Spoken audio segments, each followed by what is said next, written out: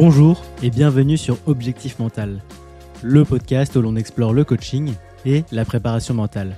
Je suis Kevin et chaque semaine je partage des conseils pratiques, des interviews d'experts ainsi que des témoignages inspirants d'entrepreneurs, de sportifs et d'artistes.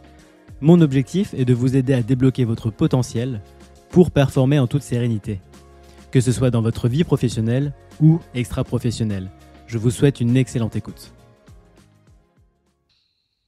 Bonjour Stéphane, comment allez-vous ? Très bien, je vous remercie vous-même. Très bien, merci. Bon. Merci d'avoir accepté l'invitation, de me faire l'honneur de venir sur le podcast Objectif Mental. Alors on parlait en dehors avant l'enregistrement de confiance en soi. Je veux bien qu'on attaque ce sujet-là. Avant ça, est-ce que vous pourriez vous présenter ? Je me bagarre, le petit Stéphane André, depuis maintenant 50 ans, pour réinstaurer la parole publique en France. Et aujourd'hui, c'est plus que jamais nécessaire. Et il se trouve que, après avoir travaillé dans un petit cabinet de formation que j'avais formé, que j'avais constitué, il se trouve que en 2008, j'arrivais à l'âge de la retraite et on m'a proposé de reprendre mon cabinet et je l'ai vendu, mon cabinet, à des gens capables de créer une école d'art oratoire parce que je sentais que l'enseignement que j'avais construit peu à peu au fil de mes années d'enseignement, eh bien, était admissible dans une école et qu'on pouvait effectivement former des professeurs pour avoir cette approche et cette technique. Et cette école d'art oratoire aujourd'hui existe. J'en suis très heureux. C'est peut-être grâce à ça également que nous avons la chance d'être interviewé par vous aujourd'hui. Tout à fait, j'ai eu la chance de suivre le stage intensif sur 4 jours, qui est intensif comme son nom l'indique. Et alors ce qui m'a marqué, c'est ce que je vous ai dit quand on vient de se rencontrer, c'est que on prend confiance en soi, et ce terme-là ne vous plaît pas forcément. Je veux bien qu'on approfondisse ce sujet. Alors oui, c'est cette notion de la confiance en soi, pour moi, c'est un centrage sur soi-même. On recherche beaucoup ça dans le développement personnel, etc. Et donc, on arrive à acquérir la confiance en soi, mais sans savoir, et on se dit, le regard sur les autres, je l'aurai après. En réalité, pour moi, la confiance en soi, pour être très clair, est un bobard. Parce que, d'abord, la recherche sur soi, le connais-toi toi-même. Moi, je me connais à peine plus que je ne vous connais, monsieur qui m'interviewez. Je n'ai jamais fait le tour de moi-même. C'est-à-dire que chaque individu est d'une complexité incroyable. Il faut repenser à Edgar Morin, qui plaide pour le retour à la complexité des êtres. Et cette complexité, finalement, il faut l'admettre. Donc la confiance en soi, pour moi, est une idiotie parce que c'est un centrage d'abord sur soi et pas sur les autres. À l'école de l'art oratoire, ce que nous enseignons, c'est d'abord la décision de la confiance dans l'autre. Le propre d'un orateur, là je vous regarde en ce moment, pourquoi ? Parce que j'ai confiance dans votre présence pour réveiller ma propre présence. J'ai confiance dans votre façon d'être pour guider la façon dont je dois être, de manière à pouvoir être respecté par vous en tant qu'orateur, de manière à pouvoir me faire entendre, même si, par exemple, je développe une idée inverse à la vôtre, eh bien, il faut que mon idée trouve sa place dans votre cerveau sans heurter les idées qui s'y trouvent déjà et qui sont peut-être contradictoires. Et c'est ça le propre d'un bon orateur, c'est en partant de la confiance décidée dans l'autre, ce qui l'amène à un regard profond, décidé, intéressé, passionné par la présence de l'autre. Tout d'un coup, mon cerveau sait trouver les mots, les tons et les rythmes pour ne pas vous heurter lorsque je m'explique. Autrement dit, tout part de la confiance dans l'autre. Et à ce moment-là, j'ai même plus le problème de la confiance en moi. Je suis dans l'action. J'agis. Je ne me pose pas le problème du centrage sur moi. Je ne me le pose jamais, cher monsieur, jamais. Donc le regard, quand on parle d'éloquence, en fait, tout commence par le regard. C'est la base même en fait de bon art oratoire. Voilà, et tout commence, vous avez raison, tout commence par le regard. Mais le regard est un instrument d'écoute. Or, je dis souvent que, et c'est ce que j'entends partout, quand on s'occupe d'enseigner aux élèves en art oratoire la posture et la voix, tant qu'on n'a pas enseigné le regard, on perd son temps. Tout commence par l'écoute, mais l'écoute physique, l'écoute totale, l'écoute complexe de tout ce qu'est la présence de quelqu'un physiquement en face de moi. Quand on réussit le corps à corps avec son public, et ça commence par le regard de l'orateur sur le public, Le public ne peut pas prendre la place de l'orateur à ce niveau-là. Eh bien, à ce moment-là, on réussit le corps à corps. Et puisqu'on réussit le corps à corps, on réussit le cerveau à cerveau. Le cerveau est un sous-ensemble du corps.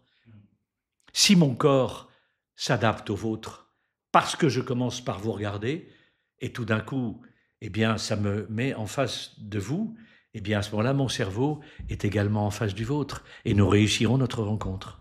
Intéressant. Le regard permet en fait de saisir la manière dont l'autre nous perçoit aussi et en fait nous donne des informations à travers ce regard. Et c'est intéressant, je viens de perdre le regard et je me suis perdu dans ma pensée. Oui. Mais c'est hyper intéressant. Et en fait, on se rend compte que quand on veut parler à l'oral, donc on vous le disiez, on se centre sur soi, on a peur en amont avant d'entrer sur scène, par exemple en réunion, parce qu'on a peur de dire des bêtises.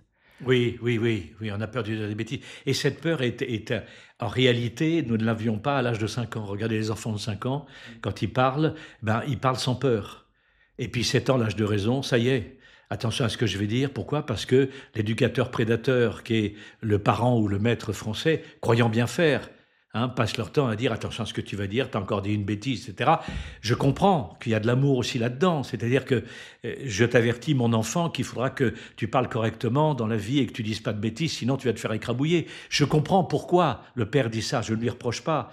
Mais n'empêche que la culture française, globalement, a tendance à apprendre la peur de parler à l'enfant sur l'attention à ce que tu vas dire. Et du coup, adulte, il a peur, comme vous venez de le dire, il a peur de dire des bêtises. En fait, il faut récupérer la confiance dans l'autre, mais c'est ce que disait mon maître à penser Louis Jouvet. Là, je viens vers le théâtre. Mais la vie publique est un théâtre, n'est-ce pas? C'est pas le même théâtre tout à fait que celui de Molière, mais c'est aussi un théâtre. Et c'est vrai que il faut d'abord aimer le public. Et Jouvet disait ça à ses élèves. Quelle confiance il faut avoir dans le public. Louis Jouvet disait ça à ses élèves en art dramatique. Quelle confiance? Eh bien, cette confiance en art oratoire, il faut la décider. Et là, la peur disparaît. Parce qu'on n'est plus sur soi. Et donc, on n'a plus peur de dire des bêtises, pour revenir à votre question. C'est très intéressant de dire le public, on est avec le public, c'est notre partenaire. Souvent, quand on vient sur scène, on a l'impression que le public est un ennemi et qui va nous faire du mal. Oui.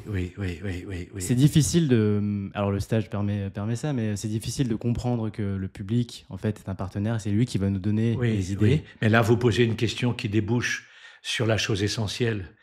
Si cette peur que j'ai quand j'entre sur scène, comment vais-je la juguler?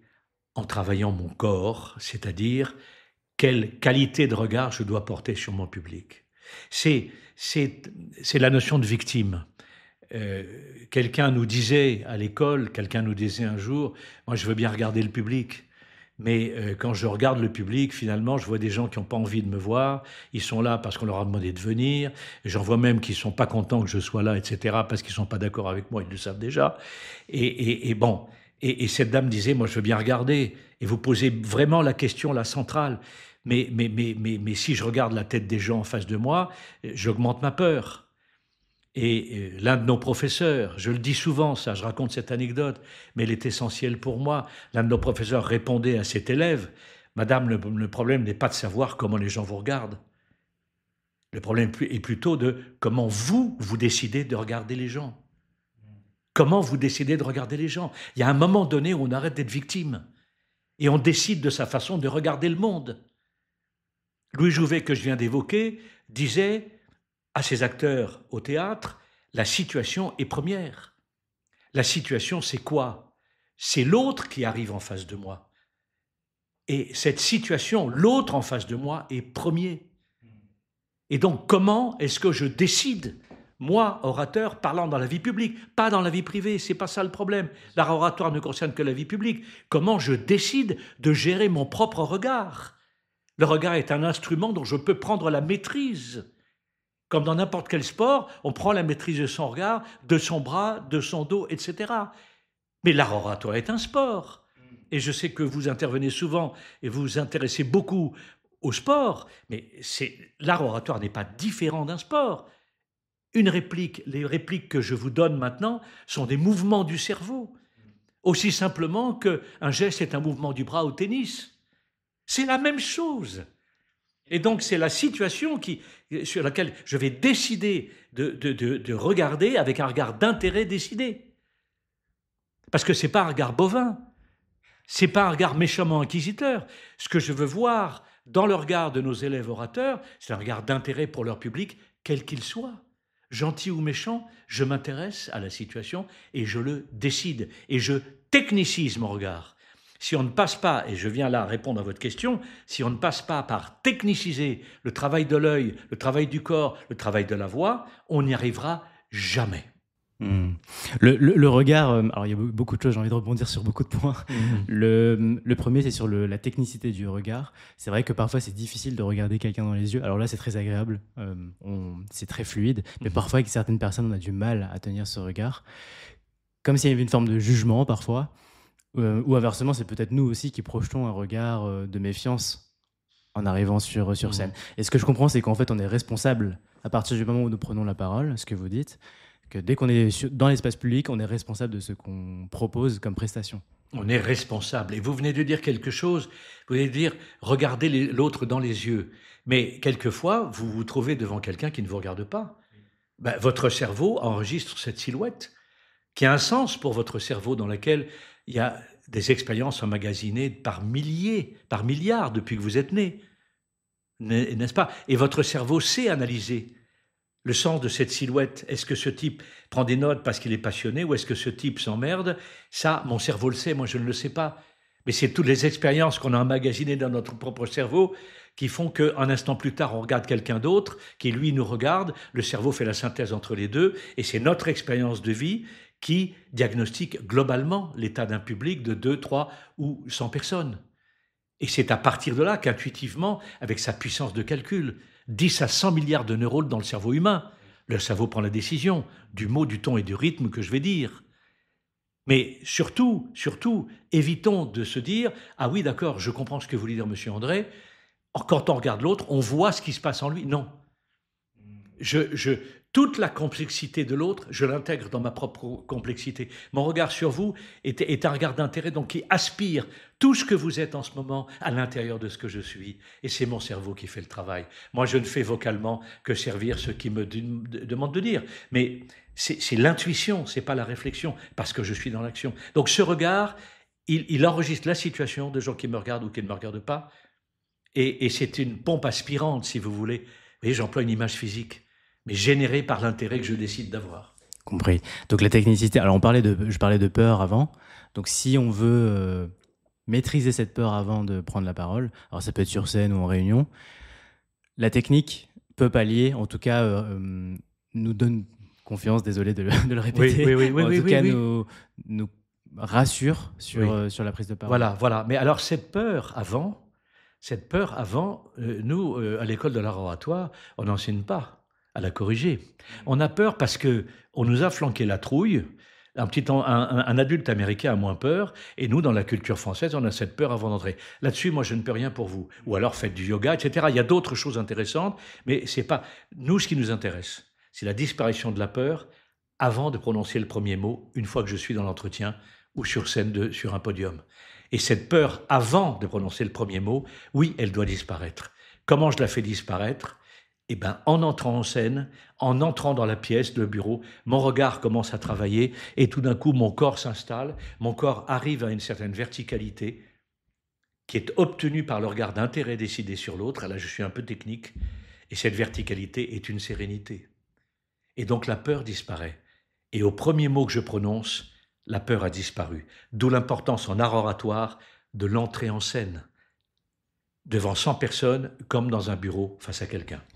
L'entrée en scène est très importante, je l'ai ressenti ça dès le premier jour.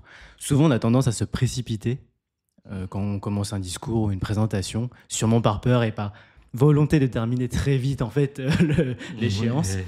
Mais prendre le temps, et c'est assez contre-intuitif, permet de faire descendre la pression. Voilà. Et de commencer calmement C'est-à-dire prendre le temps de regarder l'autre. C'est-à-dire que souvent, quelqu'un qui rentre en scène rentre trop précipitamment, tord les micros, dispose ses notes, fait un vague regard sur le public et paf, il démarre. En fait, il fantasme la situation, mais il n'a pas observé la situation réelle. Il l'imagine, donc il est encore dans la peur. N'est-ce pas ? Donc, simplement, le fait de regarder va en conséquence créer le fait que je prenne le temps. Mais c'est pas je décide de prendre le temps, c'est je décide de regarder. Et quand je regarde en entrant, eh bien tout d'un coup, ça me freine. Et tout d'un coup, le public sur lequel j'appuie mon regard me ralentit. C'est pour ça que si je fais un petit peu de technique là-dedans, le regard maîtrise le temps. Pourquoi? Parce que là, je vous regarde quand je vous parle, mais je vous regarde autant quand je vous parle que quand je me tais, sur mes silences comme sur mes paroles. Or, il n'y a en art oratoire que des temps de parole ou de silence. Il n'y a pas d'autre temps. Donc, le regard de l'orateur couvre le temps. Donc, il le maîtrise. Et le temps maîtrisé s'appelle le rythme. Je ne peux pas avoir de rythme si je n'ai pas de regard. Et c'est le public, en fait, qui me donne mes départs, mes arrêts, et qui fait que je reprends et que je m'arrête, etc. Le rythme est calé sur le public. Autrement dit, en ce moment, je cale ma vie parlante sur votre vie écoutante. Je vais plus loin. En ce moment, monsieur, je cale ma vie sur la vôtre. C'est total, c'est total. On existe, vous existez, j'existe. Notre vie aujourd'hui se réduit à cette petite pièce dans laquelle nous sommes. Il y a une notion de respect là-dedans qui me parle beaucoup. C'est-à-dire on échange avec une personne, on est à 100%, voire à 200% avec elle. Et j'ai trop de conversations, alors en public ou en privé, où en fait les personnes sont à 30%, c'est des statistiques complètement on va à la volée, mais qui ne sont pas totalement là. Oui. Et en fait, dans ce que vous dites, de ce que je comprends, il y a une forme de respect en fait, total à avoir de l'autre. Oui. Et vous voyez, c'est ce respect, vous avez parfaitement raison de le souligner, respecter le public, c'est intégrer son existence dans la nôtre, c'est l'admettre en nous, voyez. Mais moi, je vais l'enseigner techniquement, et le public sentira en conséquence qu'on le respecte. Mais au départ, mon but n'est pas de respecter. Mon but au départ n'est pas de vous respecter. Mon but est de vous intégrer physiquement. Il se trouve que on peut appeler ça le respect de l'autre. Mais je fais cette nuance parce que je ne voudrais surtout pas qu'on retienne le fait que l'art oratoire, c'est quelque chose d'abord de moral. Oui. N'est-ce pas? Nous ne sommes à l'école de l'art oratoire pas les directeurs de conscience de qui que ce soit. Il se trouve que ce que nous enseignons donne le respect de l'autre, mais c'est ce que j'appellerais, moi, de l'écologie sociale. C'est-à-dire, si je respecte mon corps quand je parle en public, j'utilise le regard tel que la nature a voulu que je l'utilise, mon dos et ma voix, à ce moment-là, mon cerveau fonctionne bien, et à ce moment-là, eh bien, je suis écologiquement dans le respect de mon propre corps, et du coup, dans le respect du vôtre, et par conséquent, nous aboutissons collectivement à une véritable écologie sociale. Pour moi, la formule est un petit peu extrême. Seuls les orateurs peuvent sauver le monde, les grands orateurs, parce qu'ils sont justement, et je reviens à ce que vous disiez, dans le respect de l'autre, sans l'avoir décidé, parce qu'ils respectent leur propre nature et la nature du monsieur qui est en face d'eux. Donc, on est dans une écologie sociale et la disparition des conflits. Cette écologie sociale, j'ai eu un flash à l'université. Donc, moi, j'étais à la Sorbonne. Et en fait, il y avait des professeurs qui venaient et qui avaient cette... sans le savoir peut-être, cette technique qui arrivait à nous captiver sans lire leurs notes. 0 notes, des cours de droit social, quand même assez... formidable. Enfin, littéraire, en fait. Et il fallait connaître tous les articles. Et en fait, ils nous racontaient des histoires. C'était bien plus captivant qu'un professeur qui venait et qui lisait. Et finalement, je me rends compte aussi qu'on culpabilise souvent les étudiants ou les élèves de ne pas écouter. Mais au final, c'est aux professeurs aussi de faire l'effort d'eux. Oui, c'est absolument... Et ça, de bonne foi encore, quand des professeurs disent aux parents d'élèves, j'ai été parent, disent aux élèves, disent aux parents d'élèves, la classe est chahuteuse, vos enfants devraient faire l'effort d'écouter. Non, pas du tout. Mais j'en veux pas à ce prof, encore une fois, il n'y a pas de procès. La culture française, on lui mit ça dans la tête. En réalité, tout orateur, fût-il professeur, doit créer pour l'élève le confort d'écoute. Et le confort d'écoute, c'est pas seulement le regard et la voix, c'est comme vous venez de le dire.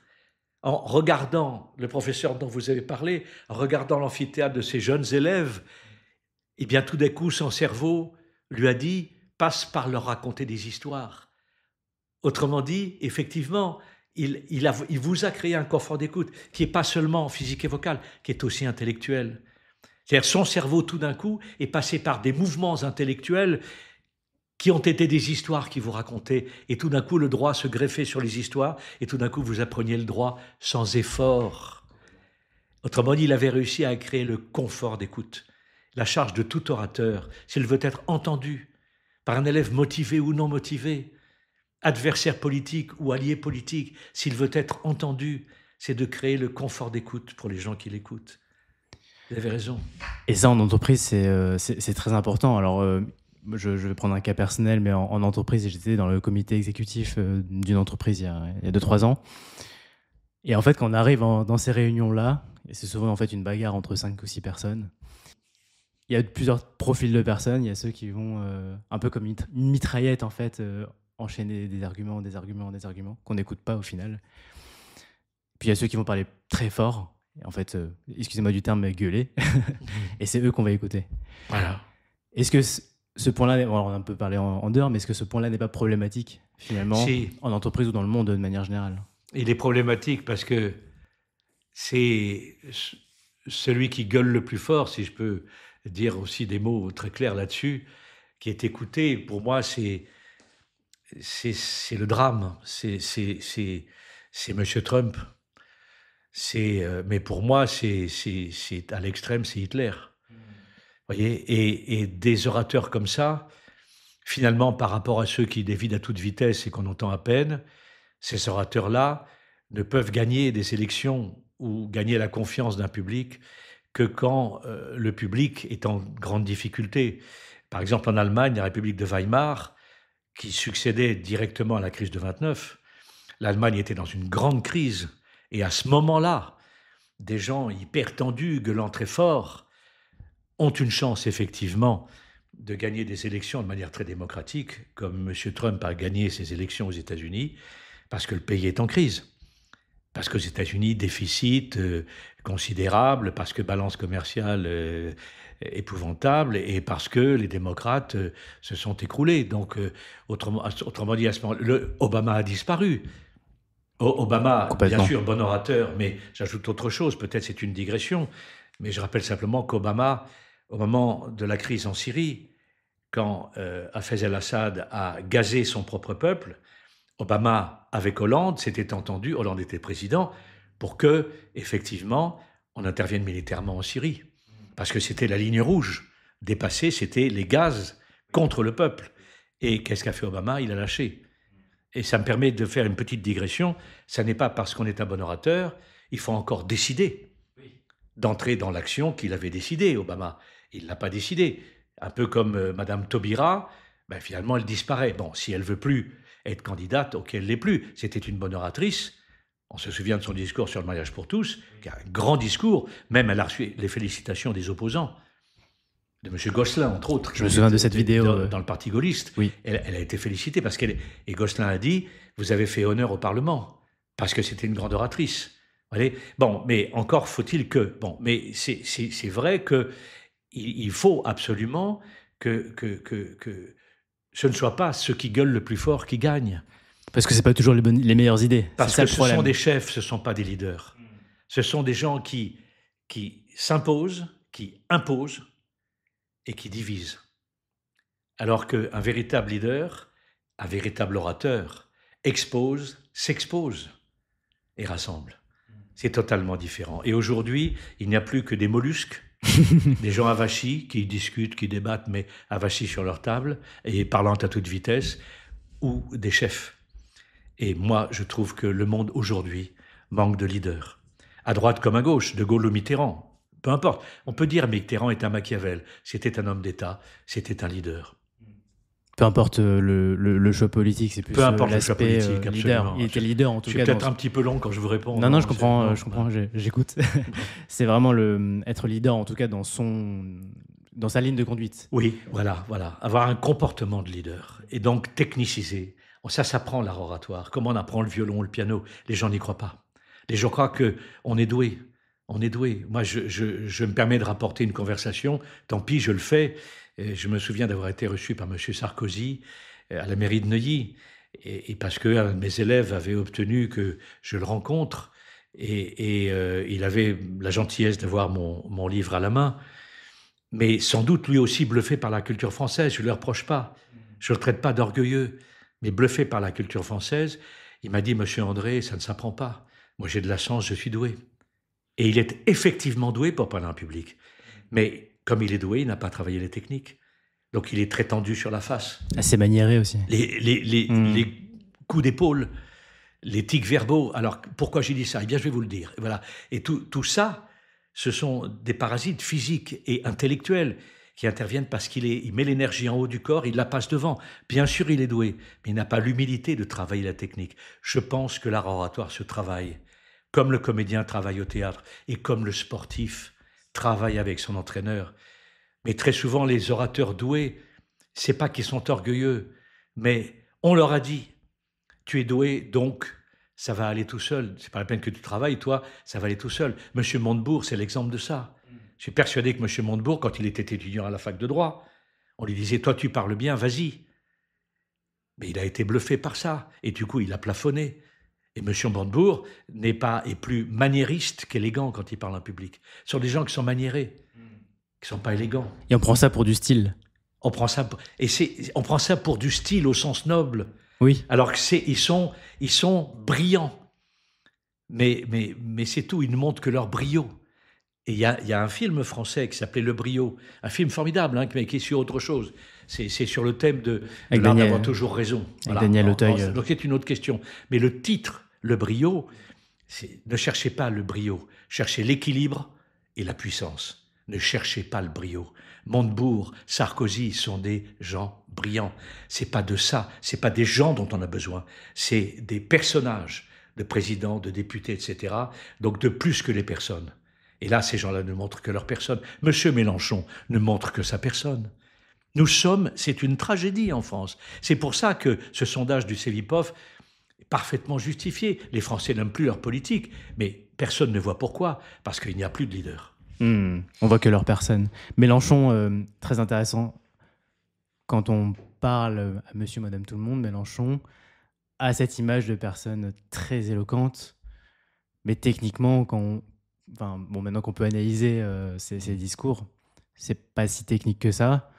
Il a son style, certes, mais en fait, finalement, il n'a pas forcément une grande capacité à être leader, puisque finalement, plus grand monde ne le suit, je trouve. Il faut regarder, quand on observe un discours de Mélenchon devant un public, il faut voir comment fonctionne son regard. Son regard balaye le public. Il n'a pas un regard qui va d'un individu intéressé par un... Parce que le regard est condamné au singulier. La voix s'occupe du pluriel chez l'orateur et le regard du singulier. Même devant 100 personnes, mon regard est toujours sur un seul individu, parce que Mère Nature a voulu que le regard travaille dans le singulier.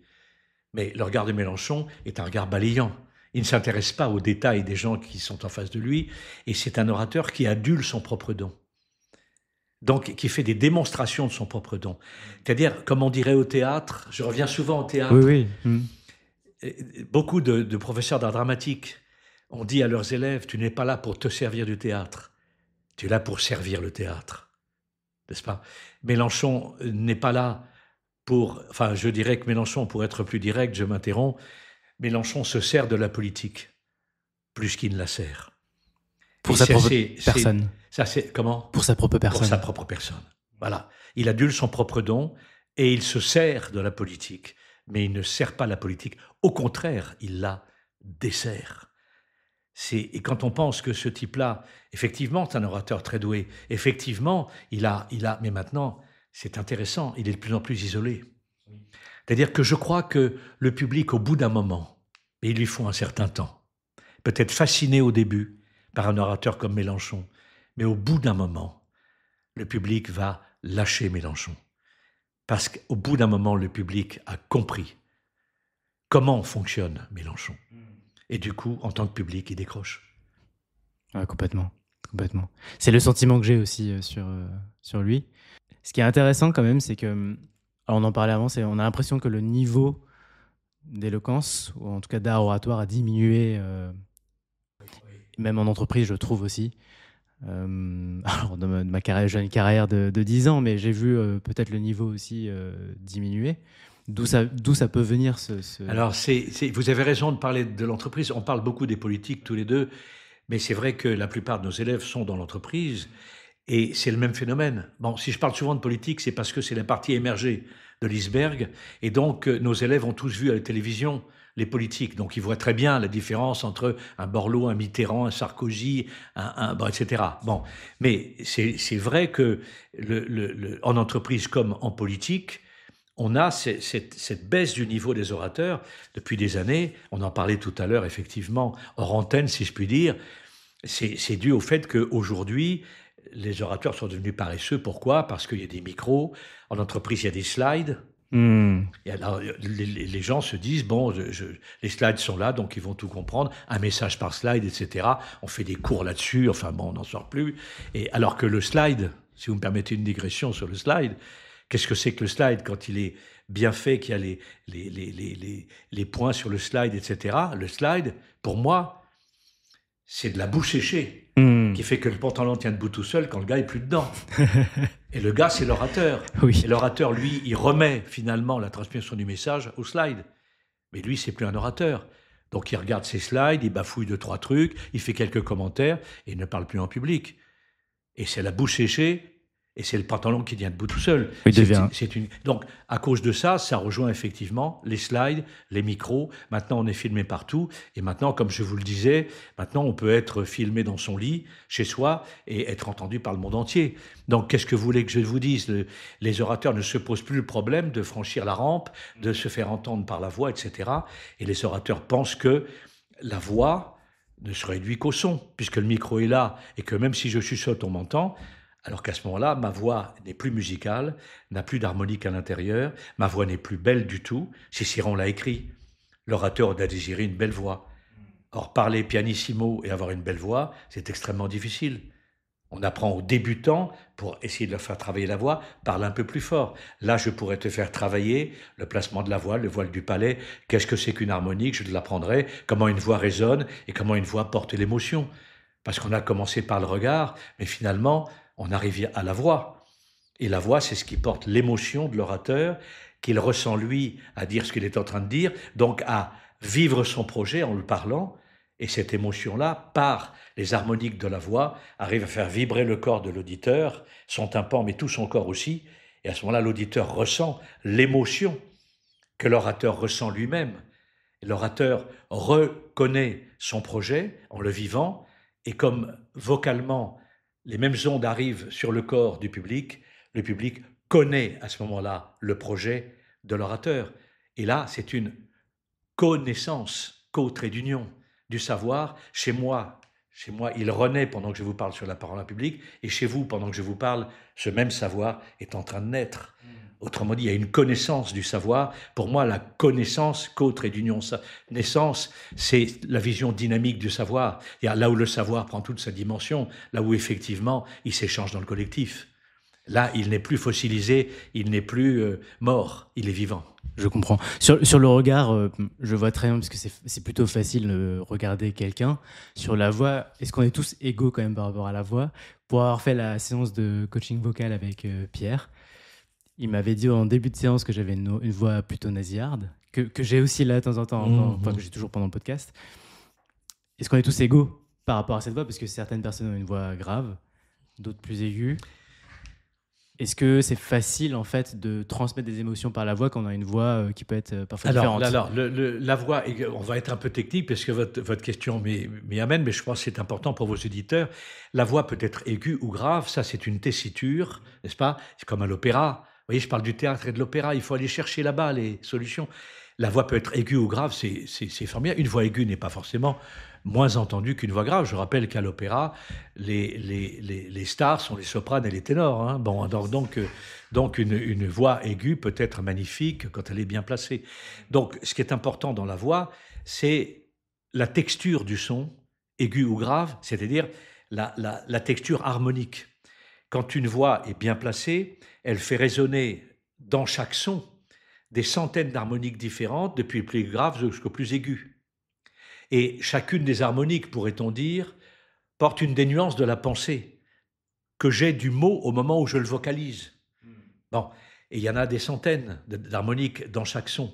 C'est ça la complexité dont parlait Edgar Morin. Ma pensée est complexe et elle va arriver dans toute sa complexité, avec toutes les vibrations vocales qui ne sont que des vecteurs des nuances de ma pensée, arriver dans votre cerveau qui va saisir en même temps toutes ces nuances. C'est-à-dire que vous aurez le même vécu que moi, c'est-à-dire la même compréhension profonde, parce que passant par l'émotion, de ce que je suis en train de vous dire.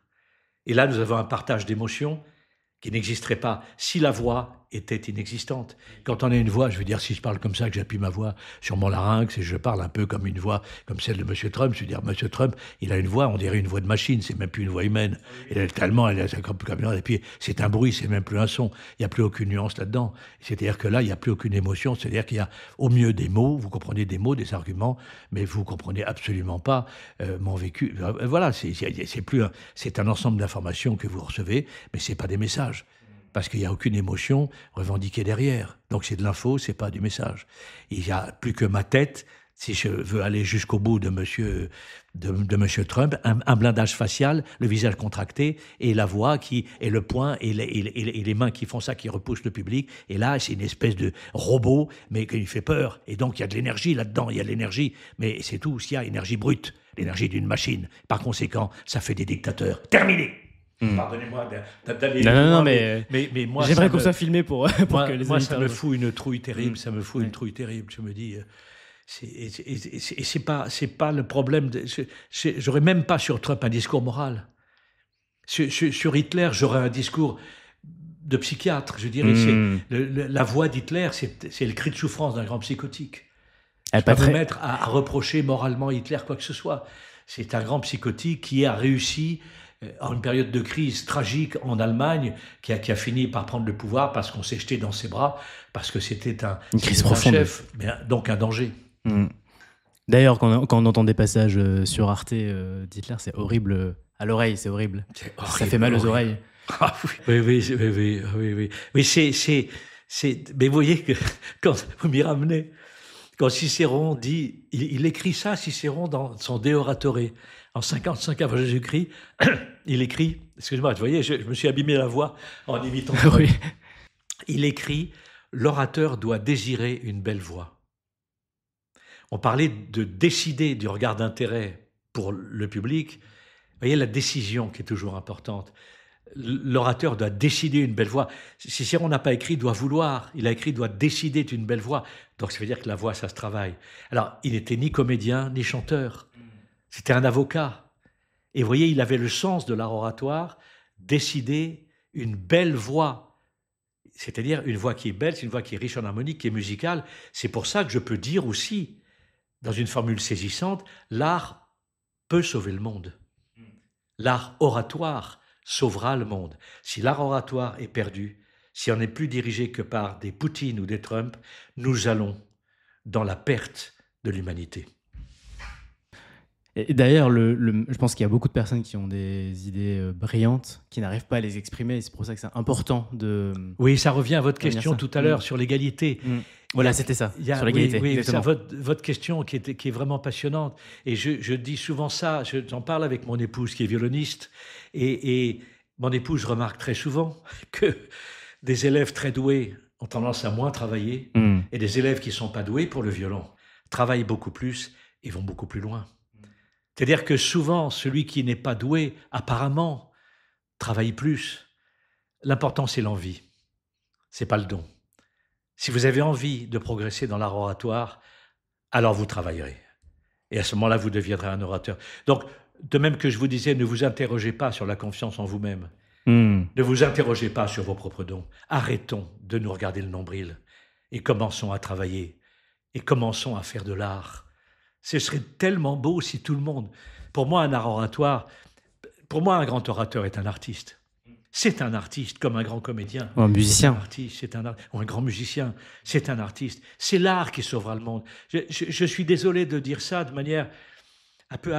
Mais personne ne pense à ça.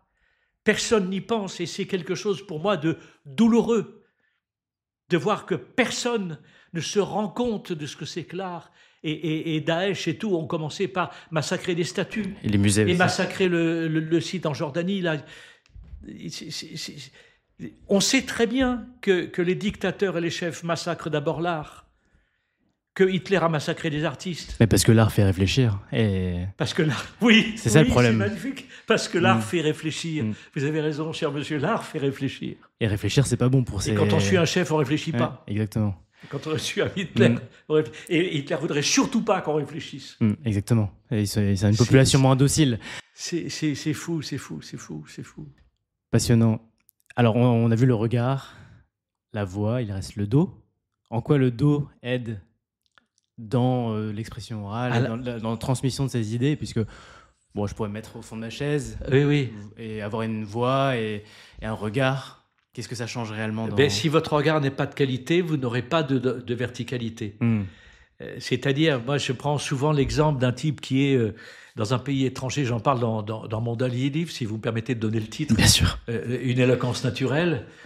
J'en parle, je donne cet exemple d'un type qui est avachi à l'étranger, il a le cafard, il a le mal du pays, et puis tout d'un coup, alors qu'il est avachi, donc le dos est rond, il est à une terrasse de café, il voit les gens passer, il a le cafard, et puis tout d'un coup, il voit un de ses copains qu'il aime bien qui passe. Qu'est-ce qu'il fait? Alors qu'il a le dos avachi, il le regarde dans le vague, tout d'un coup, il a un regard qui balaye un peu le puli, il voit son copain, et tout d'un coup, alors, évidemment, il n'y a pas de caméra, mais tout d'un coup, oh!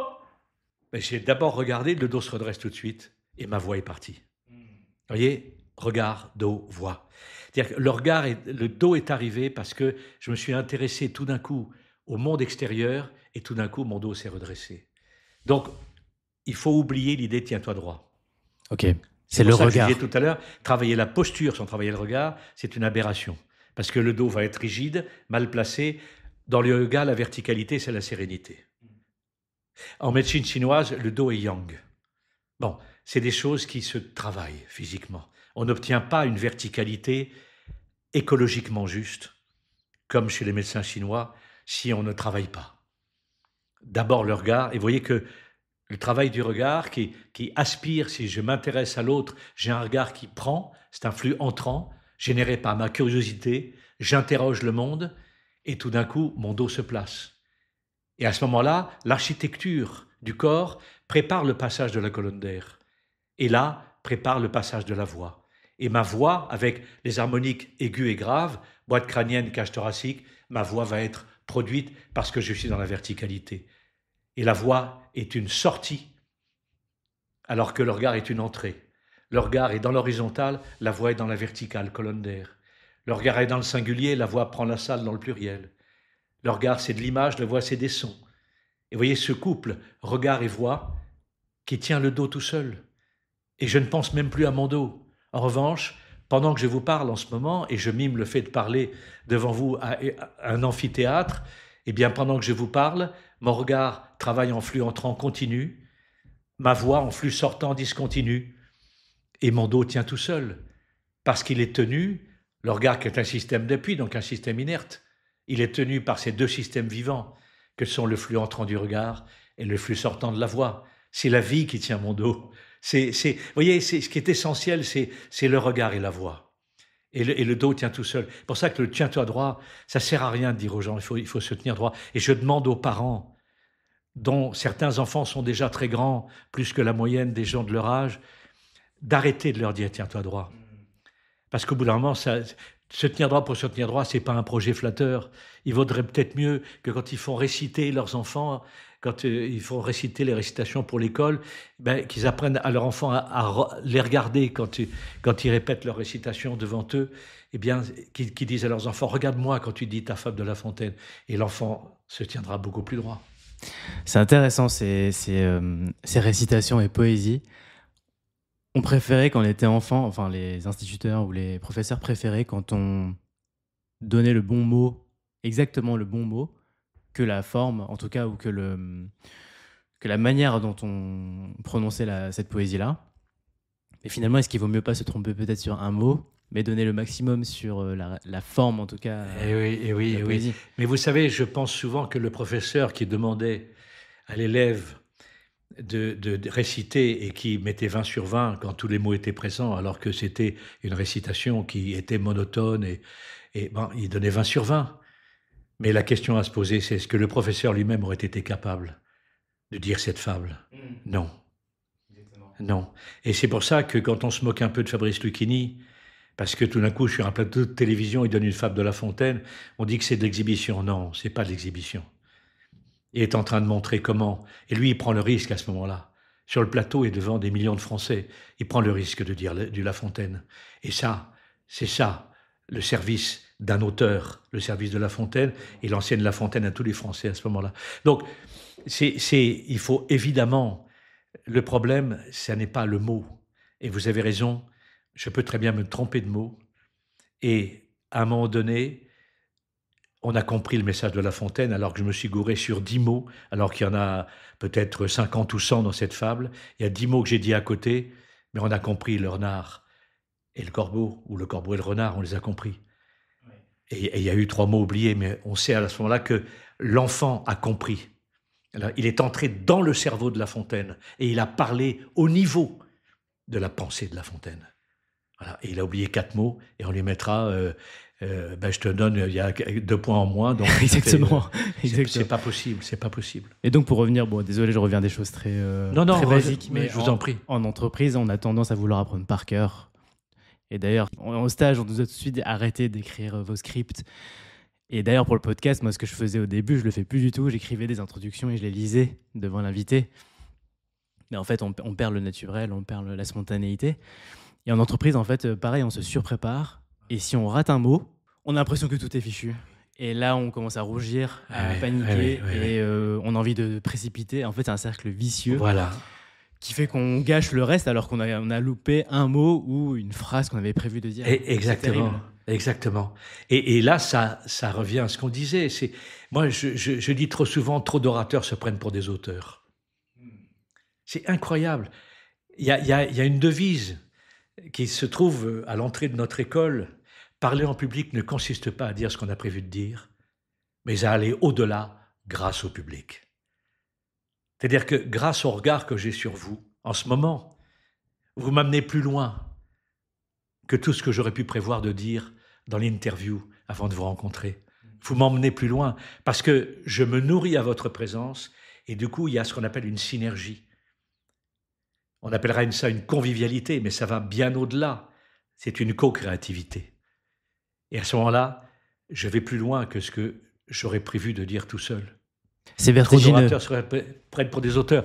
C'est-à-dire, je veux bien, mais alors, il faut, quand on entre en scène, pardonnez-moi, je vous ai empêché de parler.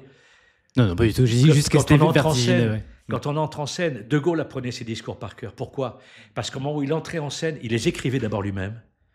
Ce n'est pas des conseillers politiques, il les écrivait lui-même. Et quand il entrait en scène, il avait une telle identité physique qu'en regardant le public, il oubliait ce qu'il avait en tête et au contact du public, il le réinventait. Et que De Gaulle faisait des chunts entiers d'improvisation à l'intérieur des discours par cœur. Mais parce que De Gaulle était un véritable orateur. Son identité d'orateur, physique et vocale, était telle qu'il repoussait très loin dans sa tête, dans le passé, le texte qu'il avait appris.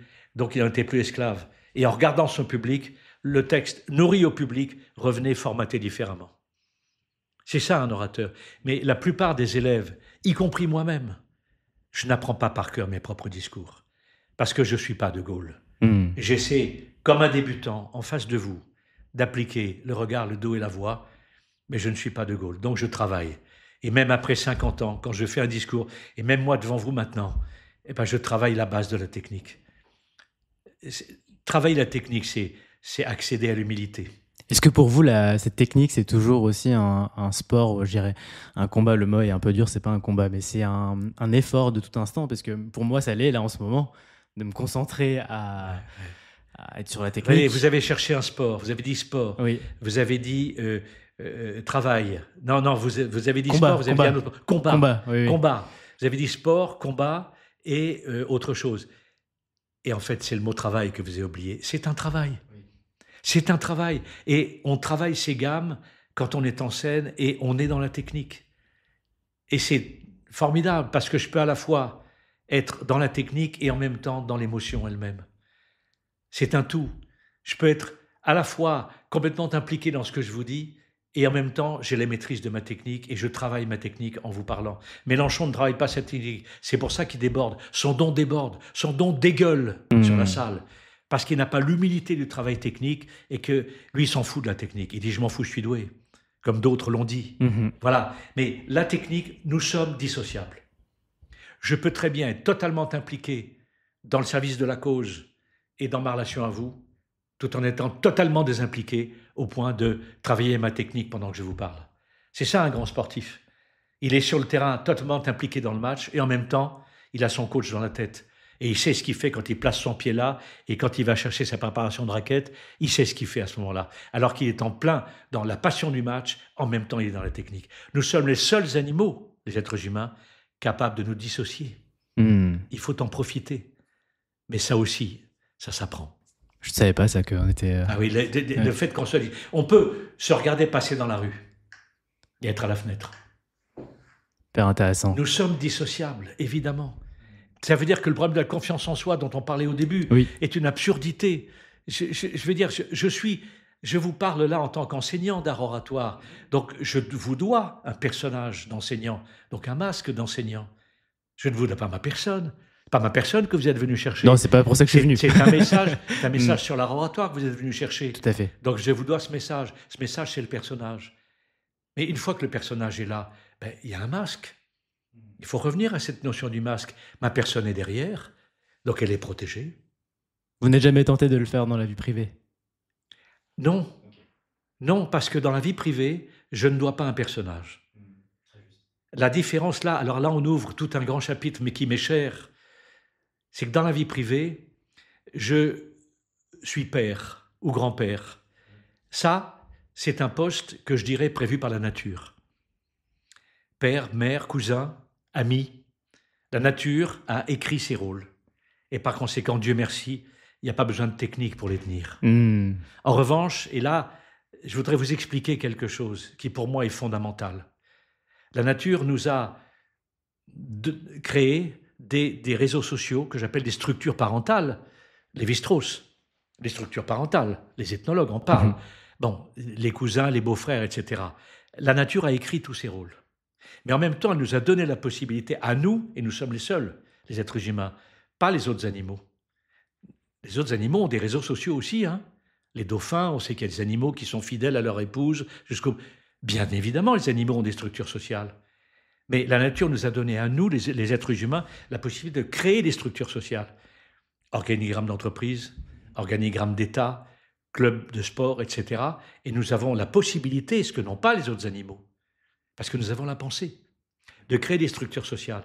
Et donc, il y a un organigramme, il y a un patron, il y a un manager et il y a un collaborateur. Et c'est écrit, mais ces rôles sont écrits non pas par la nature, mais il est naturel aux êtres humains d'écrire ces rôles sous forme d'organigramme.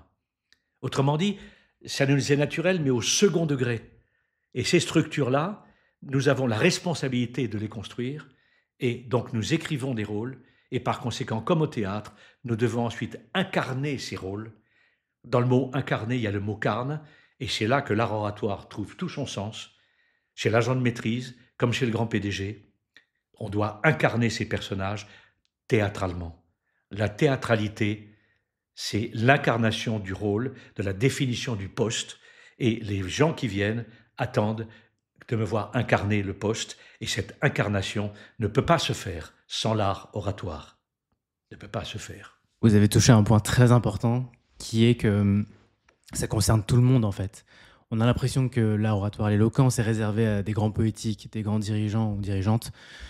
En fait, ça peut toucher tout le monde, et vous l'avez dit, agent de maîtrise, enfin, n'importe qui dans la vie publique qui a un rôle professionnel se doit en fait de respecter autrui. Exactement. À partir du moment où je parle au titre de ma vie publique, je parle au titre de ma vie publique, je suis vendeur, je suis démonstrateur de je sais pas quoi, je suis PDG, je suis manager, je suis avocat.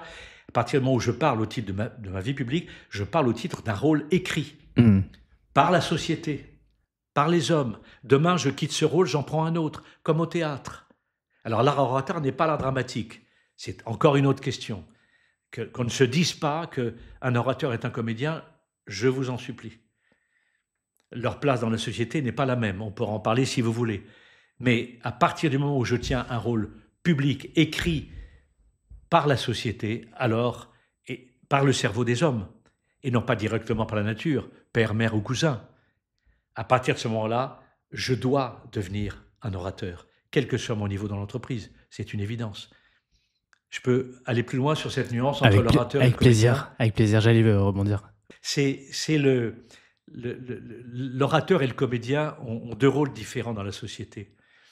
L'orateur, plutôt le comédien, commençons par lui, grâce à l'auteur dramatique Shakespeare ou Molière, le comédien propose un miroir à la société. Et quand le public rentre dans la salle de théâtre et s'amoncelle derrière la rampe ou devant la rampe, et que le rideau s'ouvre, la société est venue dans ce théâtre, le public, pour se regarder dans un miroir et pleurer sur elle-même, ou rire d'elle-même, sans être agressée par Molière, et sortir du théâtre un peu plus sage. Ça s'appelle la culture. C'est ça le rôle d'un acteur, c'est de proposer un miroir, grâce aux grands auteurs dramatiques, miroir à la société. Alors que l'orateur, lui, son boulot n'est pas de proposer un miroir à la société, c'est de la construire. C'est de construire la société. Et on ne peut pas construire un bâtiment sans technique. L'illusion des Français, c'est de croire qu'on peut construire un organigramme vivant,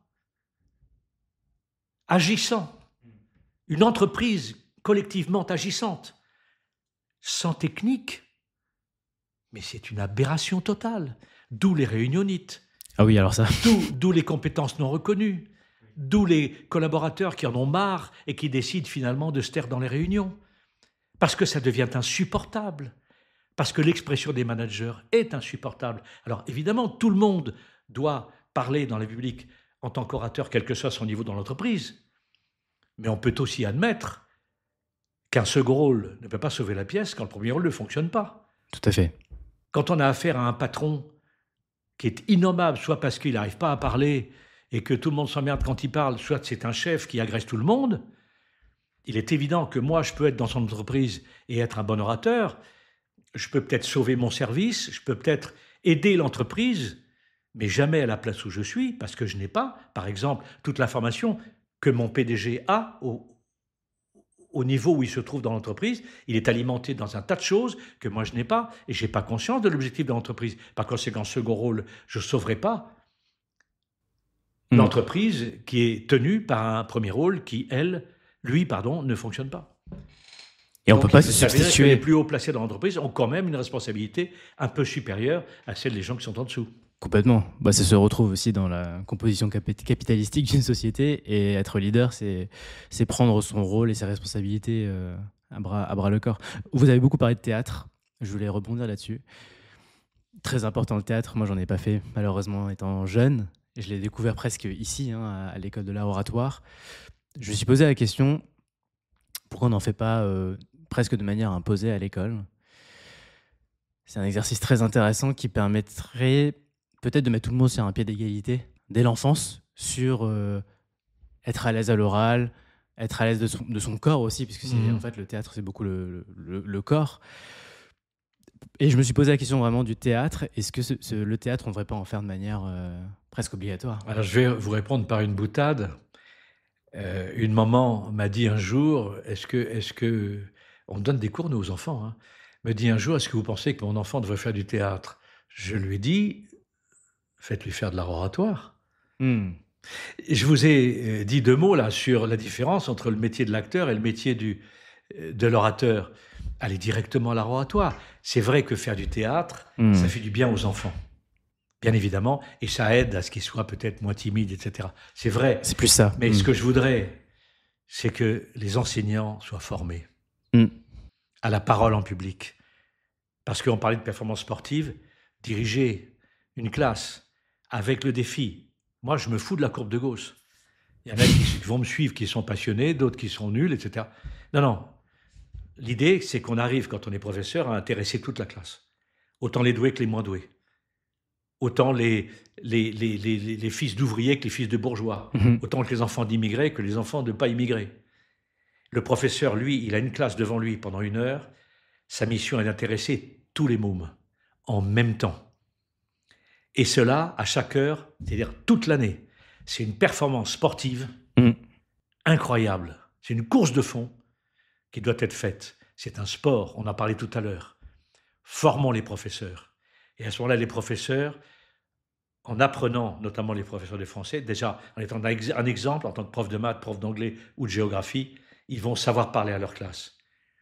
Et quand les enfants prendront la parole à leur tour, instinctivement, ils les guideront pour, quand ils feront leurs exposés, faire des bons exposés. Et le professeur de français, pour y revenir, saura faire dire une fable de La Fontaine. Et à ce moment-là, ce sera plus nécessaire de faire du théâtre aux enfants, parce qu'ils auront le théâtre dans le théâtre de la vie publique, et non pas le théâtre de Molière. L'oratoire. Constructeur de la société, et non pas le théâtre miroir, dans leur propre école. Et par conséquent, ils deviendront des orateurs. Très intéressant. On a passé 1 heure déjà. On a fait 1 heure. Oui, ça fait déjà 1 heure. Et le temps passe vite avec vous. C'est l'inverse. Si on devait résumer, alors peut-être que vous avez quelque chose à ajouter, un thème que j'ai pas abordé. J'ai essayé d'être assez large quand même pour que les auditeurs comprennent que signifie l'oratoire et ce que ça peut être comme discipline. Est-ce que vous voulez ajouter quelque chose ? Oui, on a fait le tour de beaucoup de choses, ouais. et je vous en remercie parce que toutes vos questions m'ont aussi beaucoup orienté. Vous m'écoutiez, donc vous me relanciez, etc.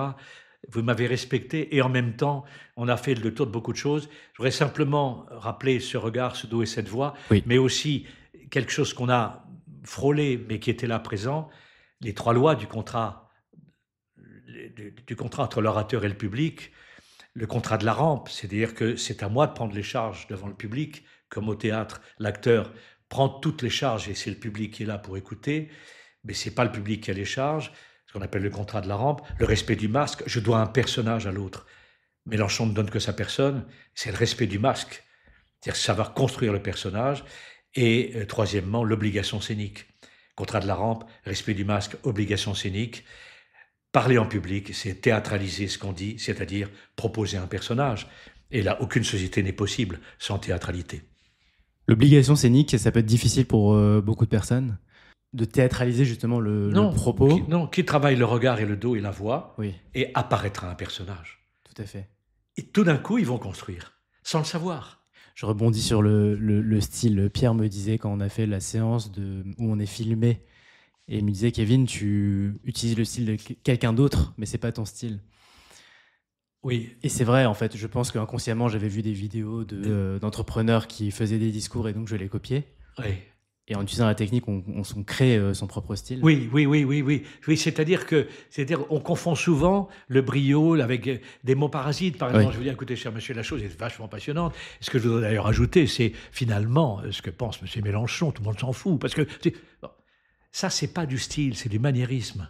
C'est bien parce que je m'appuie sur la technique que tout d'un coup va émerger quelque chose qui est mon style.